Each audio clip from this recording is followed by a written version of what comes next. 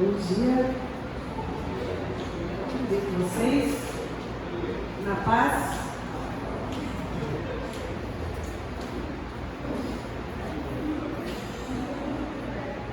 Oi?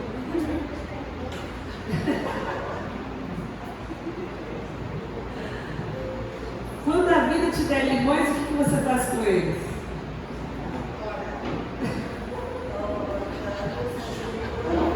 Conta de limão, você de limão, agora você está convidando para a casa dela.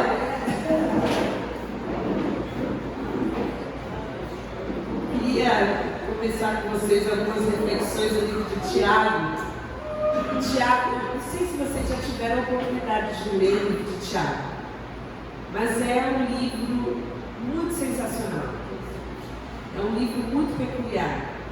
Antes da gente dar entrada, eu vou dar só algumas informações importantes para a gente sobre esse livro. Quando você pensa que Tiago escreveu esse livro, imediatamente você pensa que foi um dos discípulos de Jesus, né? Mas não foi. Os estudiosos dizem que quem escreveu o livro de Tiago foi o Tiago, irmão de Jesus, ou meio irmão de Jesus, para quem prefere, filho de Maria, que não teria crido e nem compartilhado da fé até a ressurreição de Jesus. Mas depois da ressurreição de Jesus, esse Tiago se tornou um pregador do Evangelho, um homem que tinha uma vida de santidade, de comprometimento, que era até chamado Tiago o Santo. E ele morreu no ano de 62 depois de Cristo, mas escreveu esse livro no ano de 47 depois de Cristo. Então, os estudiosos dizem que é o primeiro livro do Novo Testamento escrito, esse livro de Tiago. Tem algo muito, eu até comentava sobre isso com a Vanessa ontem, muito interessante sobre esse livro de Tiago, porque é um livro da prática da vida cristã, como um cristão deve ser, deve viver. De 108 versículos, 54 tem verbos no imperativo, que trazem uma determinação, uma direção para o nosso caminhar. Mas esse livro fala 2 vezes sobre o nome de Jesus, e bem no comecinho do livro. Mas, no entanto, é uma forma das pessoas que gostam de usar aquela frase, fale de Jesus, e se necessário use as palavras, de você viver o Evangelho de uma forma tão contundente que você revela Jesus da sua forma de vida, não necessariamente falando especificamente sobre ele. Então é um livro muito interessante, um livro muito prático. A gente tem falado da prática, desde o chamado para uma vida de discipulado, uma vida de comprometimento, uma vida de seriedade no Evangelho. Falamos sobre as lutas que nós enfrentamos na última vez que nós estivemos aqui, sobre os embates que a gente tem na vida, o inimigo que a gente tem, como a gente precisa estar preparado, vestido, armado para vencer as situações da vida. Mas a palavra pode ser ainda mais prática, e essa é a minha intenção quando nós lermos alguns desses versículos ou fizermos algumas dessas reflexões sobre o livro de Tiago. E para quem esse livro é direcionado? Esse livro é direcionado para as 12 tribos, para os judeus que estavam dispersos por todo o mundo. E por que eles estavam dispersos? Porque eles, judeus, creram em Jesus. E quando eles creram em Jesus, eles começaram a viver maior das perseguições que o cristão pode viver. Então ele está falando para pessoas que estão vivendo perseguição, que estão vivendo perrengue, que estão dispersos, que tiveram que deixar suas vidas, suas casas, suas histórias muitas vezes, e saíram pelo mundo para pregar o Evangelho para toda criatura e implantaram a igreja de Jesus que chegou até nós hoje. São discípulos comprometidos com Jesus no nível excelente, no nível de elite. É para essas pessoas, para nós, que esse livro é direcionado. E o assunto desse livro é justamente a vida cristã. Como ser um cristão, como viver uma vida cotidiana, revelando Cristo em todas as situações, em todos os momentos. Ele fala sobre a nossa língua, fala sobre relacionamento, fala sobre provações, dificuldades, fala sobre sabedoria. É um livro riquíssimo, e eu creio que o Espírito Santo pode trazer muita prática daquilo que ele tem nos trazido como ensinamento nas reflexões desse livro. E eu quero então ler com você alguns desses versículos, os primeiros 4 versículos desse livro que fala: Tiago, servo de Deus e do Senhor Jesus Cristo, às 12 tribos dispersas entre as nações, saúde, saudações, saúde. E ele continua dizendo: meus irmãos, considerem motivo de grande alegria o fato de passarem por diversas provações, pois vocês sabem que a prova da sua fé produz esperança. E a perseverança, E a perseverança deve ter ação completa, a fim de que vocês sejam maduros e íntegros, sem lhes faltar coisa alguma. O texto fala: meus irmãos, primeira coisa, considerem motivo de grande alegria o fato de vocês passarem por dificuldades. Segunda coisa, a prova dessa provação que vocês estão passando, ela vai produzir em vocês perseverança. E a terceira coisa, que essa perseverança vai ter uma ação, vai ter uma finalidade, ela tem um propósito de gerar em nós pessoas que são maduras. Íntegros está falando de caráter, está falando de amadurecimento, de aperfeiçoamento. Então existe um propósito para o qual algumas provações acontecem nas nossas vidas, que é que nós sejamos amadurecidos, aprovados, tenhamos o nosso caráter refinado, e Deus muitas vezes usa como recurso, como processo para esse propósito, as dificuldades que nós vivemos. E para que a gente entenda essa ideia de termos grande alegria, eu lembrei dessa frase, que na verdade ela fala assim: se a vida te der limões, então você faz dele uma limonada. Eu já coloquei quando a vida, porque a gente vai chegar lá. Do quando a vida te der limões, porque uma coisa certa na sua vida é que um dia a vida vai te dar limões. Isso é certo, isso é absoluto, a gente vai chegar lá. Então, existe uma premissa nesse ditado que fala que existe a possibilidade de você transformar coisas ruins em coisas boas, de você transformar algo inesperado em algo que traga um engrandecimento, algo que seja produtivo, algo que traga o aperfeiçoamento da sua vida, do seu caráter, do seu propósito. E é isso que o Tiago está falando aqui para nós. No começo da carta, ele está se direcionando a pessoas que passam dificuldades, pessoas que passam por lutas, pessoas que têm os seus limites e enfrentam ali grandes ou pequenos problemas da vida. E qual é o processo para que eu possa entender que existe alegria nesse momento de dificuldade? A gente primeiro precisa entender que existem alguns tipos de problemas. Existem problemas que atingem a nossa vida que vêm de pelo menos 4 fontes diferentes que eu consigo pensar. Alguns problemas são problemas que já mandam. Nós falamos sobre isso na última vez que estivemos aqui. Armadilhas, flechas, situações enviadas, que são as tentações. As tentações vêm do diabo para aflorar o que há de pior em nós. A palavra fala que existem algumas brechas que são os nossos desejos naturais, o nosso jeito de ser, a concupiscência da nossa carne, dos nossos olhos, a soberba, que o diabo está sacando ali qual é a brecha que a gente dá. E ele usa desses desejos para que, se a gente der vazão a esses desejos, a gente peque. E quando a gente peca, a gente então se afasta de Deus, por definição de Isaías 52. Então existe algo que separa o homem de Deus, que é o pecado. Já está ali, através dos seus servos, dos demônios, nos cercando para que a gente caia em tentações e a gente está vivendo uma vida distante de Deus. Mas existem outras situações, que são essas situações que a gente vai falar aqui, que são as provações. São situações que são geradas por Deus para aflorar o melhor de nós. Vocês conseguem entender? Então as provações são situações, são dificuldades que nos cercam muitas vezes e que Deus pode usar situações para que nós sejamos aprovados, provados e aperfeiçoados. Existem situações que não são do diabo, mas são de Deus também. São situações da vida que fazem parte da humanidade, que a gente só passa porque a gente está com os 2 pés nesse mundo. A gente tem que viver, a gente tem que comer, a gente tem que trabalhar. A gente está vivendo num corpo limitado, que fica gripado, que fica doente, que você recebe alguns diagnósticos ruins e começa o braço a mexer direito, daqui a pouco a cabeça começa a doer, a idade vai chegando, você bufa um pouco mais para subir 3 lances de escada, faz parte.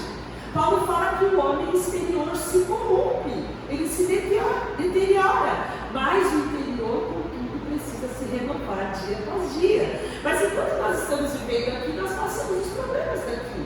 Nós passamos os problemas decorrentes da humanidade. Nós sofremos por causa do pecado das outras pessoas.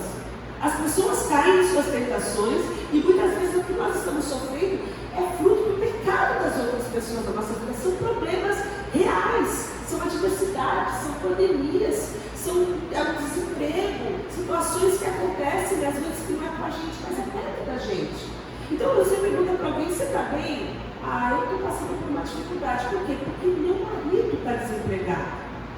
Então nós sofremos porque as pessoas que estão em volta da gente estão sofrendo por problemas da vida. Mas existe um outro problema também, que a gente nunca vai deixar de falar dele, porque a gente tiraria de nós a responsabilidade, que são os problemas que nós causamos, não é? Muitas vezes nós estamos colhendo decisões erradas, escolhas erradas na nossa vida.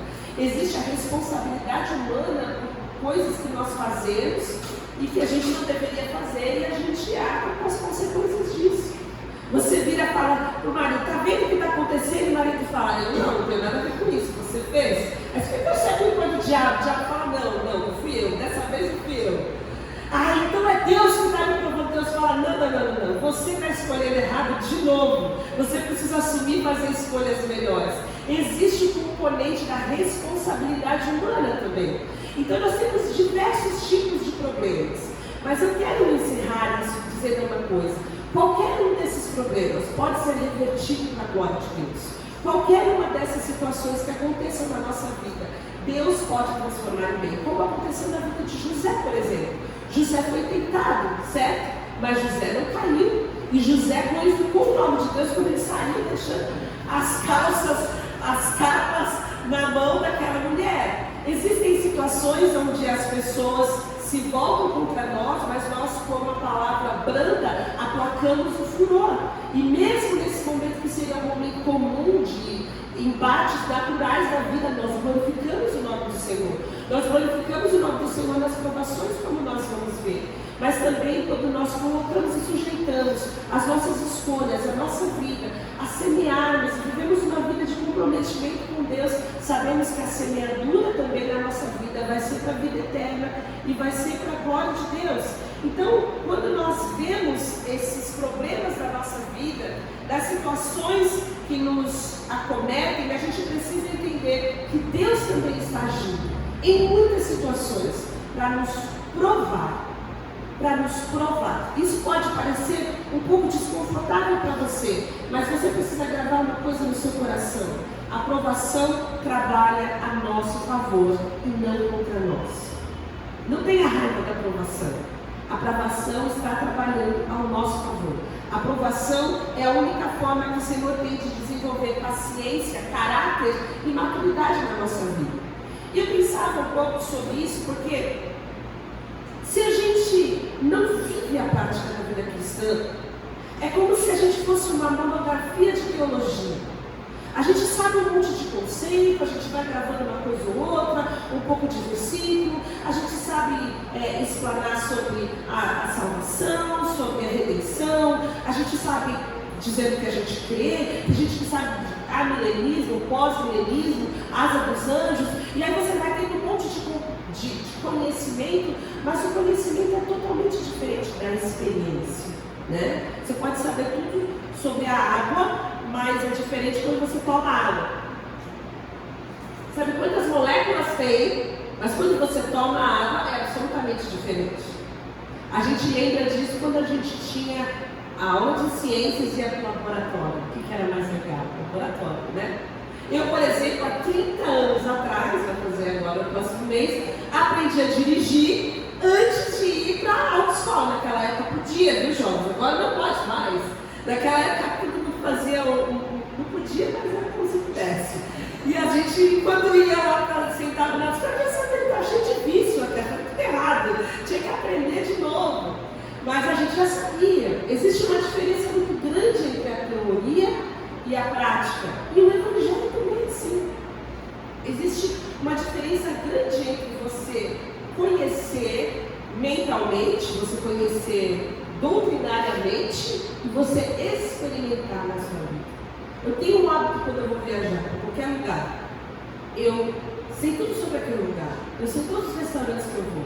Eu vou no TripAdvisor, sei qual é a melhor pizzaria, qual é o melhor hambúrguer, quais são os passeios que eu vou, que hora das vezes dá tudo errado, gente. Chega lá, não dá nada certo. Mas normalmente eu vou, e aí a experiência de vivenciar aquilo que está programado é absolutamente diferente do que todas as fotos que eu vi, de todos os comentários que eu li. Porque a experiência é diferente do conhecimento. E Deus quer nos levar, como cristãos, a termos uma experiência de vida com Ele. A prática da vida cristã não é uma aula de Bíblia. A prática da vida cristã não é só lermos a Bíblia, é importante porque precisamos conhecer o propósito de Deus. Mas a prática da vida cristã é quando eu coloco na minha vivência cada versículo que eu aprendi. O Espírito Santo usa para que aquilo faça sentido. Então eu leio que eu preciso perdoar 70 vezes 7, mas eu já não tenho mais ressentimento. Eu consigo vivenciar o perdão de forma real. Eu posso olhar nos olhos daquele que seria o meu adversário, meu rival, e eu posso amá-lo com o amor que vem de Cristo. Isso é absolutamente diferente. E é esse caminho que o Espírito Santo quer nos levar. Por isso que ele começa trazendo um grande desafio. E eu vejo como um imenso desafio quando ele diz no versículo 2: considere motivo de grande alegria o fato de vocês passarem por diversas provações. Gente, parece uma loucura esse versículo, porque será que é irreal? Será que é hipotético? Como é que você vai se alegrar por você estar passando uma provação? Não é verdade isso? Você está passando por uma situação difícil, é difícil você ficar alegre. Como que faz sentido, sem ser forçado, sem que isso seja mentira na nossa vida, mas que isso seja real, a compreensão e a vivência desse versículo? Como eu posso considerar bom algo que no momento que eu estou vivendo é uma provação? E a gente só consegue entender se a gente compreender o processo e o propósito olhando para o futuro.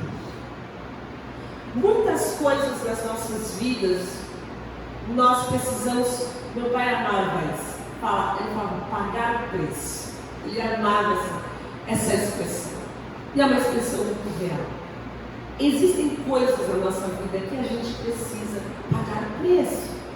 Existe um preço que precisa ser pago para você ter uma boa forma física. Você precisa se exercitar, você precisa ir aos seus limites, você precisa vencer muitas vezes a preguiça, muitas vezes o cansaço, o desestímulo mental, e você vai pagar o preço para que lá na frente você tenha uma boa performance, você tenha saúde no seu corpo, nos seus músculos, cardio, respiratório. O preço que precisa ser pago. Existe um preço que precisa ser pago para o conhecimento nas nossas áreas de atuação. Estudar é uma delícia para 1% da população, para os outros é o preço que precisa ser pago, porque o conhecimento é algo exaustivo para você avançar, fazer um curso. Muitas vezes se gasta preço de dinheiro mesmo. Tantas pessoas não têm acesso ao conhecimento por falta de recursos. Então, para que a gente consiga chegar e atingir os propósitos, existem os processos. E nós precisamos amar o processo para que a gente consiga entender, compreender e chegar no propósito. E eu entendo que nós vivemos numa situação, numa relação da nossa sociedade com o imediatismo. Nós queremos tudo para ontem.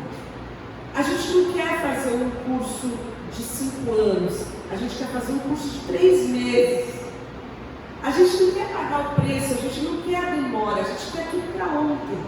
E existe um processo, uma distância, muitas vezes, que nós precisamos percorrer até que a gente alcance o nosso propósito. José, por exemplo, teve um sonho dele, e a palavra vai dizer que ele tinha 17 anos.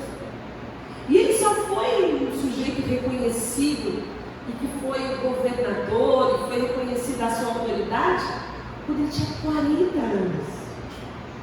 Pensa todos os processo. Vocês conhecem José, a história de José? Tudo que esse menino, esse jovem, esse homem passou, porque ele sabia que existia um propósito. A mesma coisa Abraão. Abraão, eu anotei aqui, ele esperou 25 anos até que Isaac chegasse. E Josué? Josué, aos 40 anos, é que ele é livre, junto com Moisés da terra do Egito, mas ele espera mais 40 para entrar na terra prometida. Os processos, às vezes, das nossas vidas são longos. As provações que nós passamos são longas até que a gente atinja o nosso propósito. Mas existe um versículo que eu amo, e virou até um mote entre eu e a Nicole, uma palavra, uma frase que a gente sempre usa, que fala sobre Jesus. A palavra fala: tendo os olhos fixos em Jesus, autor e consumador da nossa fé. Ele, Jesus, pela alegria que lhe fora proposta, suportou a cruz, desprezando a vergonha, e assentou-se à direita do trono de Deus. O texto fala que Jesus suportou a cruz e a vergonha, porque existia algo lá na frente, existia um propósito, existia um prêmio. Paulo também fala sobre isso, que a gente precisa correr olhando para o prêmio. Existe uma alegria que está sendo proposta, e esse deve ser o nosso sentimento ao entendermos as provações que nós estamos envolvidos. Existe algo de Deus sendo promovido enquanto nós estamos passando por essas situações. Cada vez que você estiver passando por uma situação como essa, você pode pensar em Jesus e pensar que existia uma alegria que estava sendo proposta. Existe um objetivo, existe um propósito. Eu preciso compreender isso na minha vida. Cada vez que você rejeitar um pedaço de doce, cada vez que você dedicar mais uma hora de oração, cada vez que você caminhar mais uma milha com alguém que você já deveria ter aberto mão dessa pessoa há alguns anos, pense que existe um propósito que faz com que você aguente o processo. Quando a gente entende isso, a gente pode compreender então o que Tiago está nos dizendo. E ele está nos dizendo e dá 3 dicas para que a gente mantenha a alegria enquanto estamos passando por provações. A primeira delas é: diga quando e não se o problema vier. Diga quando esse momento chegar. Quando o dia mau chegar, porque o dia mau vai chegar para todo mundo.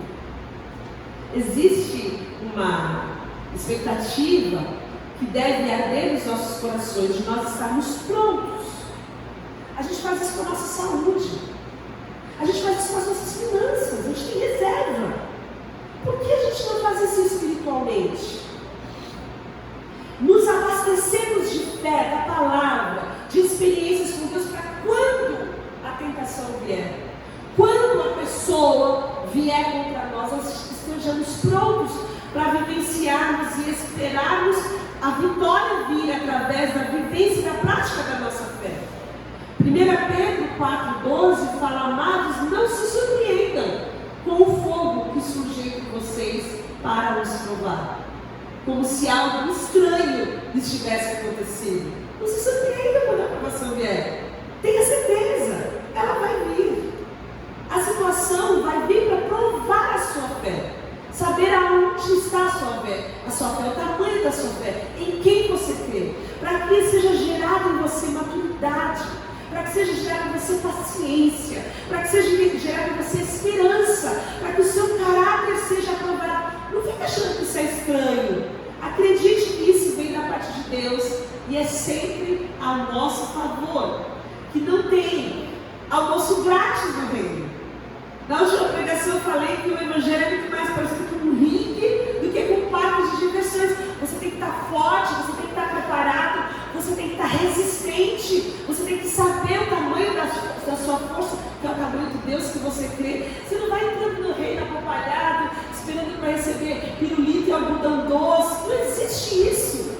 O reino de Deus é para aqueles que estão dispostos a lutar as guerras que são espirituais, a invadir o inferno, a resgatar em nome de Cristo, proclamando o evangelho, as almas que estão entranhadas, presas nas armadilhas do diabo. Nós temos que ter essa convicção e a gente pode esperar dificuldades, porque os grandes homens de Deus, os homens que nós admiramos, foram aqueles que foram jogados na fornalha, aqueles que foram jogados na cova dos leões, foi aquele que foi crucificado. São os apóstolos que todos eles foram mártires. Tiago foi um mártir, depois você pode estudar como ele morreu. Então foram pessoas que estavam prontas para enfrentar as provações. E nós precisamos estar prontos, não achar que é estranho, entender que isso é algo certo para nós.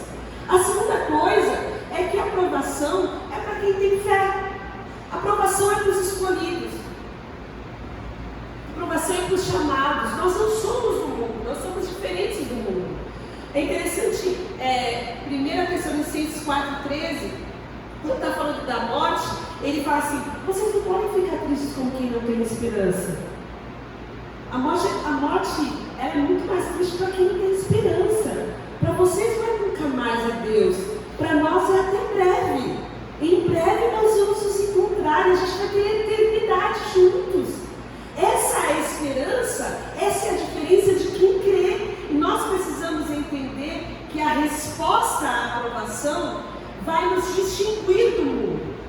A forma com que a gente reage às situações, às adversidades que vêm contra nós, deve nos distinguir do mundo. E esse é um bom referencial para você entender onde está a sua fé.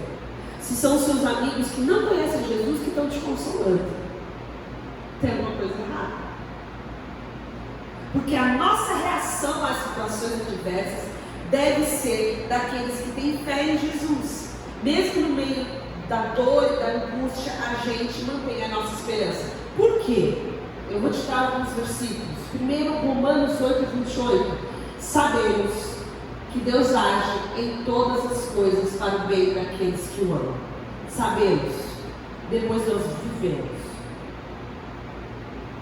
E quando nós vivemos, nós temos que lembrar daquilo que a gente sabe. Porque eu acredito que todo mundo sabe esse versículo. Por que essas coisas estão acontecendo comigo? Porque as coisas estão cooperando para o bem daqueles que amam a Deus e daqueles que andam segundo o seu propósito. Tem mais um versículo que eu não falo sobre isso. Os nossos sofrimentos leves e momentâneos aqui. Você fala, mas o meu não é leve. E o meu não é momentâneo, já está durante 5 anos. É momentâneo, como assim? Mas Paulo fala para os coríntios, é leve e momentâneo se você entender que existe uma glória eterna que é muito mais poderosa do que esse problema que você está vivendo. O que está aguardando você, a alegria que está proposta, o prêmio, o que está lá na frente, o propósito, ele vai sustentar e vai justificar o seu processo.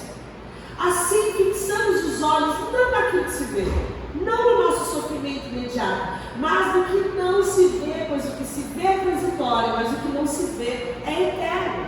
E esse é o problema da tentação, do pecado, porque a gente não tem os olhos na eternidade, a gente não consegue ver a cruz, o plano da salvação, o sangue de Jesus nos justificando de todo o pecado. A gente com vestes limpas, brancas, para encontrar com Jesus como uma noiva preparada, prometida. A gente vai lá e se suja, se lameia todo. Ela vai dizer que uma porta que volta para a sua sujeira, e um cachorro que come o seu voto, a gente volta e fica voltando e vivendo essa vida inconstante, porque não há os olhos no prêmio, não há os olhos no futuro, não tem fé. É uma vida sem fé, é uma vida sem expectativa, é uma vida sem propósito.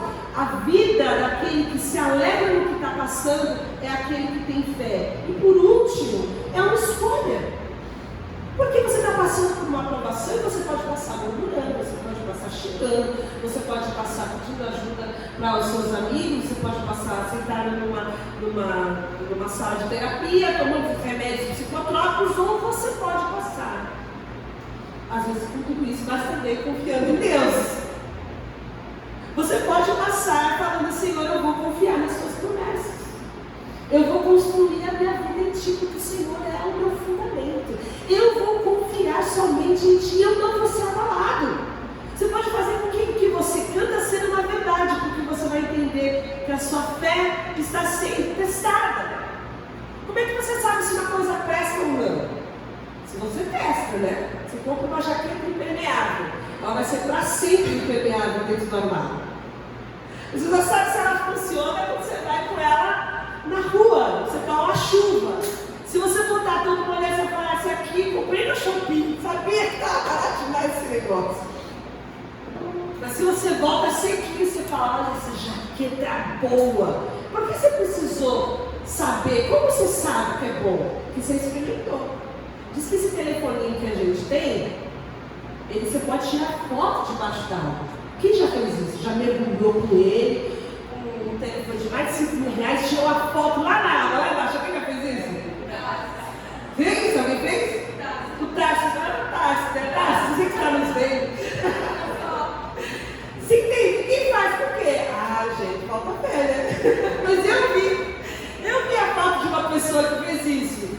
Aí você faz o quê? Você tem todos os recursos para tirar um monte de foto legal debaixo da água, mas você não tira por quê? Porque você não acredita que aquele negócio lá não está cheio de água. Entende?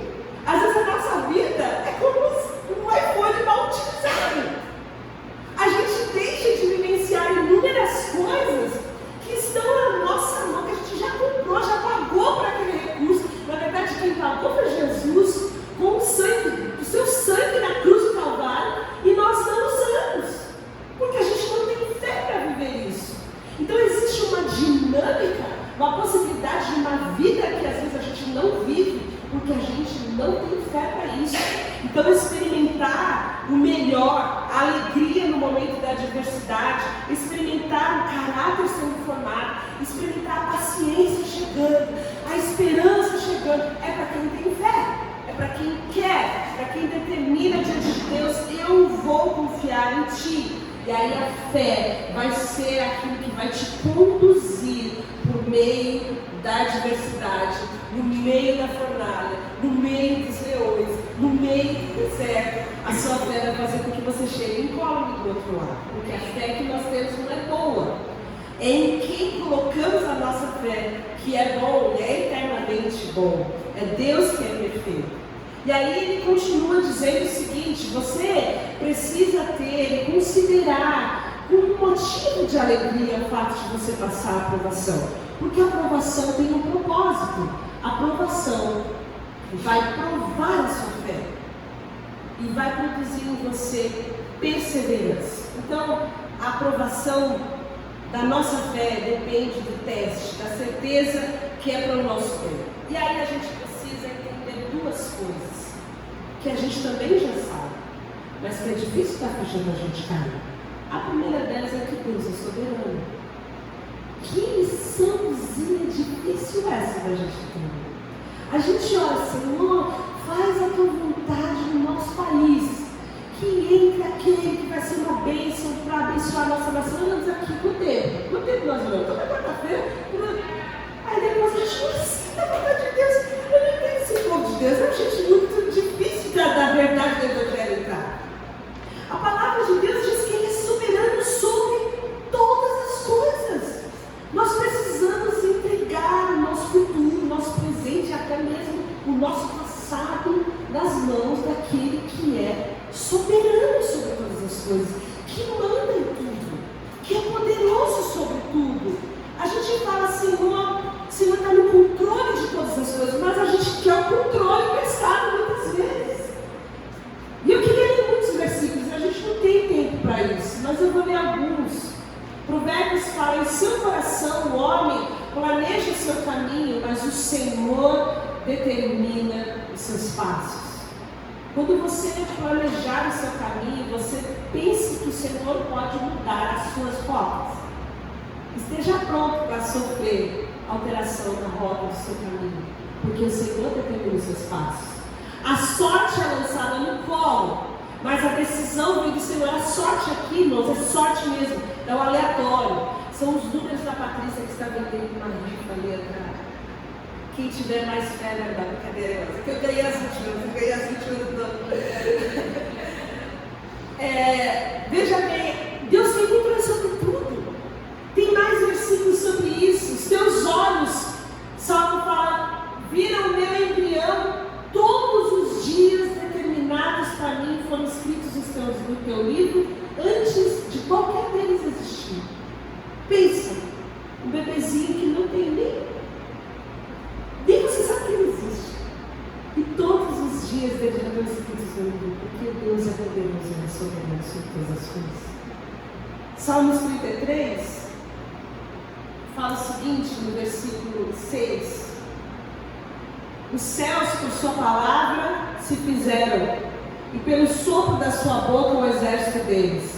Ele ajunta em um montão de águas do mar, e no reservatório encerra as grandes vagas. Tema ao Senhor toda a terra, temam-no todos os habitantes do mundo, pois Ele falou e tudo se fez, Ele ordenou e tudo passou a existir. Olha o 10 que fala: o Senhor frustra os desígnios das nações e anula os intentos dos povos. O conselho do Senhor dura para sempre, os desígnios do seu coração por todas as gerações. E Jó vai falar muito sobre a soberania de Deus. Durante todo o livro de Jó, você vai ler sobre a soberania de Deus. Mas quando chega no Jó, no versículo 6, fala sobre os que estão fundadas as suas bases. Onde estava tu quando eu lançava os fundamentos da terra? Diz-me se tens entendimento. Quem expôs as medidas, se é que sabes? Ou quem estendeu sobre ela o cordel? Sobre o que são fundadas as bases? Ou quem lhe assentou a pedra angular, quando as estrelas da alva juntas alegremente cantavam e jubilavam todos os filhos de Deus? Quem encerrou o mar com portas quando irrompeu da madre? Quando eu lhe pus as nuvens por vestidura e a escuridão por fraldas? Quando eu lhes tracei limites e lhe pus ferrolhos e portas e disse: até aqui virás e não mais adiante, e aqui se quebrará o orgulho das tuas honras. E esse texto é lindo, ele vai falando sobre o poder de Deus sobre a criação e sobre a natureza.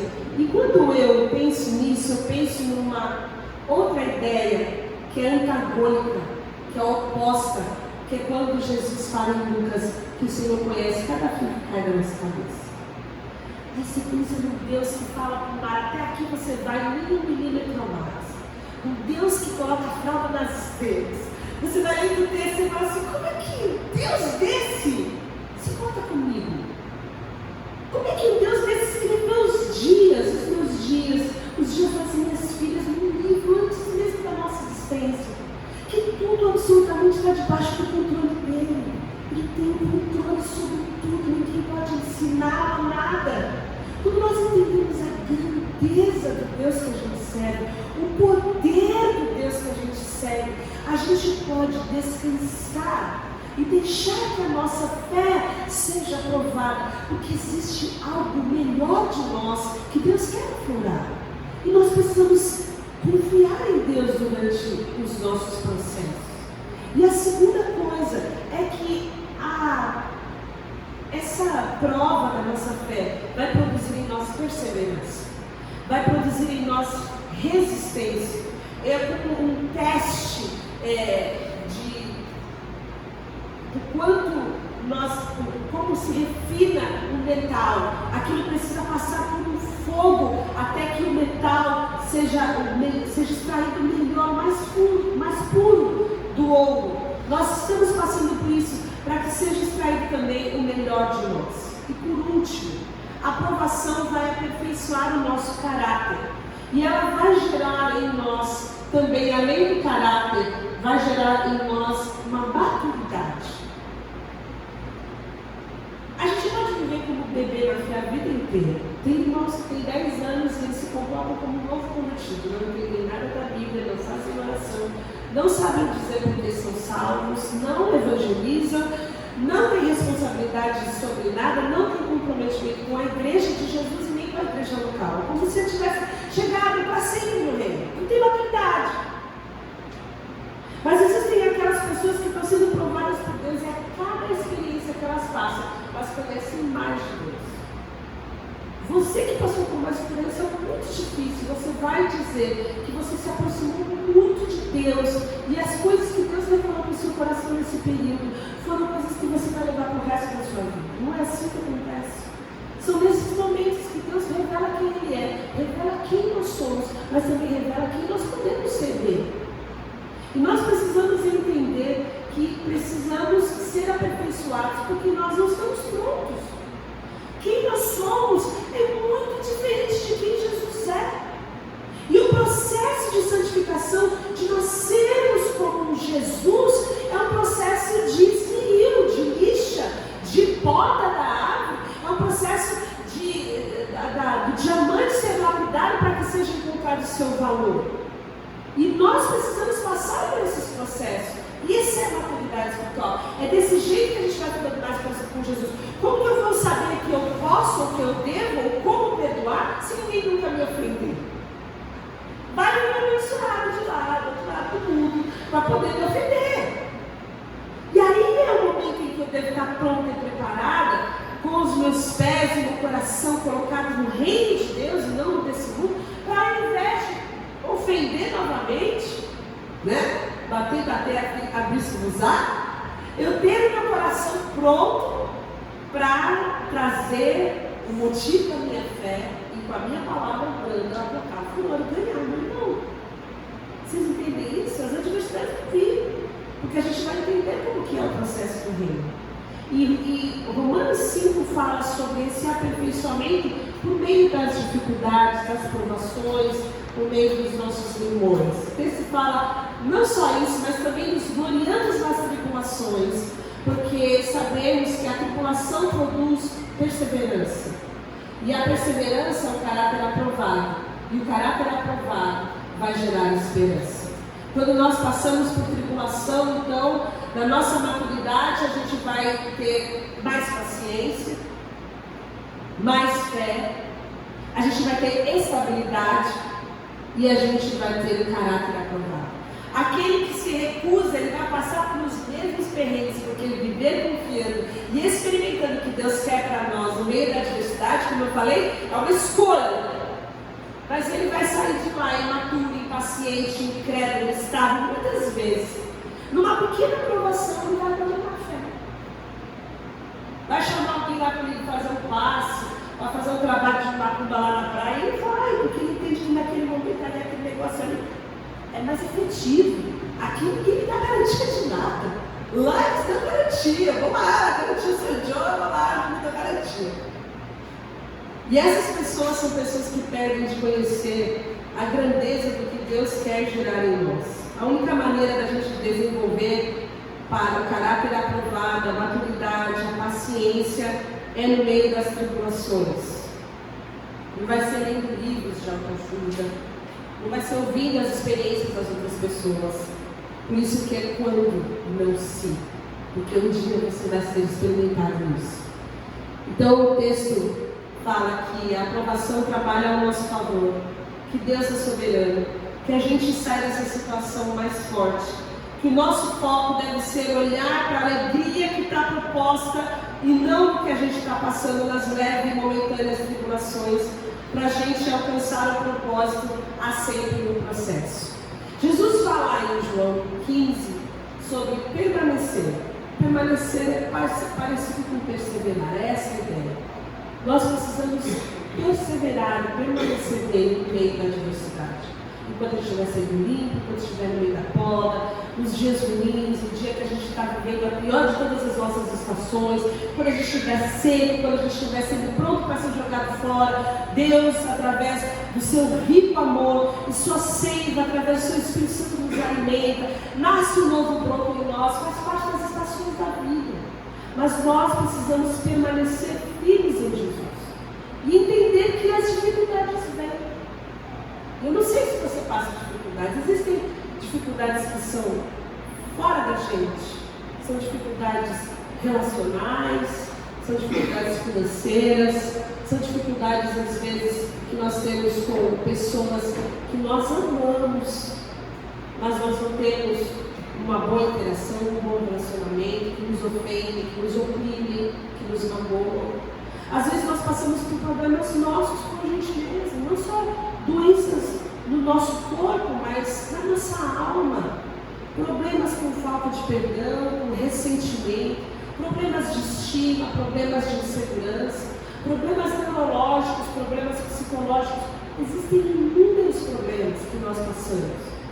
E em todos esses problemas, essas dificuldades que nós passamos, eu quero garantir a você, nessa manhã, que o nome de Deus pode ser glorificado. Em todas as situações, todas as coisas podem cooperar Ele pode gerar cura, ele pode gerar cura nos relacionamentos, ele pode te dar força para você aguentar a situação, ele pode responder fazendo milagres e prodígios, porque esse é o Deus que a gente crê. Mas mais do que isso, ele pode trazer para nós maturidade. Existe um propósito em tudo isso que nós estamos vivendo, e o objetivo é que a gente hoje seja melhor do que a gente era ontem. É isso que acontece com a gente na maternidade, é isso que acontece com a gente no casamento, é isso que acontece com a gente quando a gente tem um amigo verdadeiro, de verdade, irmão. A gente nos nossos relacionamentos passa por inúmeros processos, mas a gente vai sempre aperfeiçoando. No nosso relacionamento com Deus também, irmãos, também é a mesma coisa. Existe a necessidade da gente aperfeiçoar o nosso relacionamento com Ele. E eu termino com uma frase de Jó. O sujeito que passou por muito mais do que qualquer um de nós já passou. E ele fala sobre Deus o seguinte: ele conhece o caminho por onde eu ando, ou seja, ele sabe o que eu estou passando. Ele conhece. E se me puser à prova, eu aparecerei como um outro. Que a gente possa ter essa fala de Jó. Ele sabe pelo que eu estou passando.